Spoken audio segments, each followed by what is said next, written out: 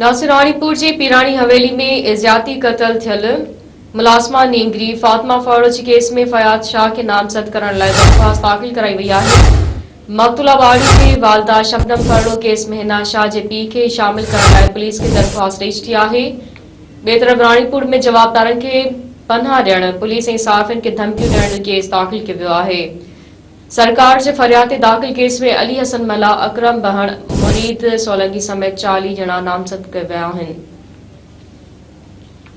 नासिर एक भेरो ॾींहुं तव्हांखे अहम ख़बर ॾी पिया। राणीपुर जे पीरानी हवेली में ज़्यादती क़त्ल थियल मुलाज़िमा नींगरी फातिमा फरोज जे केस में फयाद शाह खे नामज़द करण लाइ दरख़्वास्त दाख़िल कराई वई आहे। मक़तूला वाड़ी जी वालदा शबनम फरड़ो केस में हिना शाह जे पीउ खे शामिल करण लाइ पुलिस खे दरख़्वास्त ॾेई छॾी आहे। ॿिए तरफ़ राणीपुर में जवाबदारनि खे पनाह ॾियण पुलिस ऐं सहाफ़ियुनि खे धमकियूं ॾियण जो केस दाख़िल कयो वियो आहे। सरकार जे फरियाद ते दाख़िल केस में अली हसन मल्ला, अकरम बहण, मुरीद सोलंकी समेत 40 ॼणा नामज़द कया विया आहिनि।